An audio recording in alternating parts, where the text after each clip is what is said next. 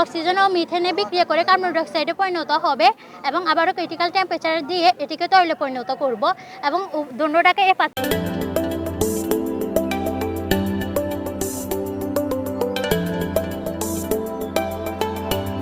আমি এই মুহূর্তে আছি 46তম জাতীয় বিজ্ঞান ও প্রযুক্তি সপ্তাহে।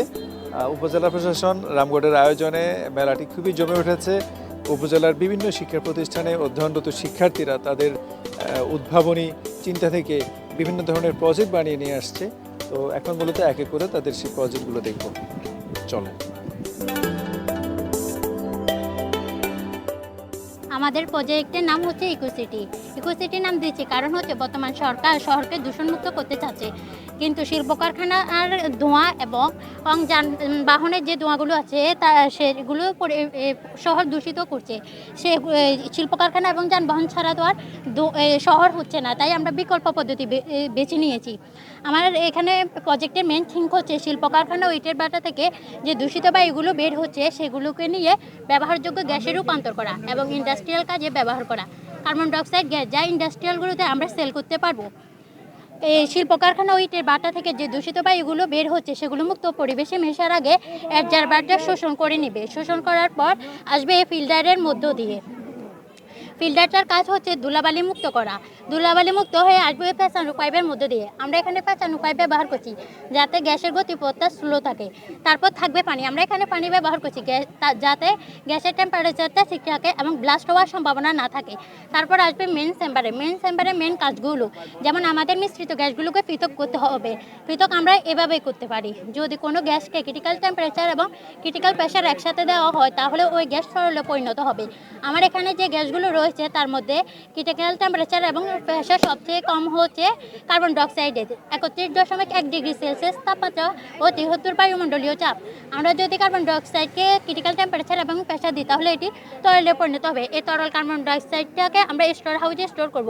বাকি যে গ্যাসটা রয়েছে ওটা হচ্ছে মিথেনকে আমরা এই পাত্রে রাখবো এবং বাইরে থেকে অক্সিজেন সাপ্লাই দিব। যেহেতু ইন্ডাস্ট্রিয়ালগুলোতে কার্বন ডাই অক্সাইড লিকুইডটা সবচেয়ে বেশি ব্যবহার করা হচ্ছে, অক্সিজেন ও মিথেনে বিক্রিয়া করে কার্বন ডাই অক্সাইডে পরিণত হবে এবং আবারও ক্রিটিক্যাল টেম্পারেচার দিয়ে এটিকে তরলে পরিণত করব এবং দুটোটাকে এই পাত্রে রাখবো। এখন এগুলো আমাদের সেল করার জন্য রেডি। কিন্তু কথা হচ্ছে যারা ক্রয় করবে তারা হচ্ছে বিভিন্ন প্রস্তুতকারক কোম্পানি, কোকাকোলা এবং বিভিন্ন অগ্নি নির্বাপক যন্ত্র প্রস্তুতকারী। তারা আমাদের থেকে কেন ক্রয় করবে? তারা তো অন্যান্য জায়গা থেকে ক্রয় করছে, যারা হচ্ছে জীবাশ্ম জ্বালানি পুড়ে এগুলো তৈরি করছে, যাদের উৎপাদন খরচ হচ্ছে 60 থেকে 70 টাকা এবং বিক্রি করছে 140 থেকে 50 টাকা। এই দামটা আপ ডাউনে থাকবে, কিন্তু আমাদের টোটালি প্রসেসিং খরচ বা উৎপাদন খরচ হচ্ছে 12 থেকে 18 টাকা। 20 টাকার মধ্যে আমরা প্রতি লিটার তেল উৎপাদন করতে পারছি। আমরা যদি 70 টাকা করে বিক্রি করি তাহলে আমাদের অনেক লাভ হবে। আমরা প্রতি ঘন্টায় 1300 লিটার তেল উৎপাদন করতে পারছি। আমাদের অ্যাবজর্বারটা থাকবে একটি শিল্প কারখানার জন্য। আর অ্যাবজর্বারের উপরে আমরা ব্যবহার করছি এই সৌর প্যানেল। আর এখানে সৌর প্যানেল ব্যবহার করছি। শিল্প কারখানার ভিতরে যে লাইটগুলো রয়েছে সেগুলো সৌর প্যানেলের মাধ্যমে চলবে। সবগুলো তো সম্ভব নয়, তাই আংশিক খরচ কমানোর জন্য আমরা এখানে সৌর প্যানেল ব্যবহার করেছি। তাছাড়া আবাসিক বাড়ি ও বিদ্যালয় ছাদে করেছি ছাদ বাগান।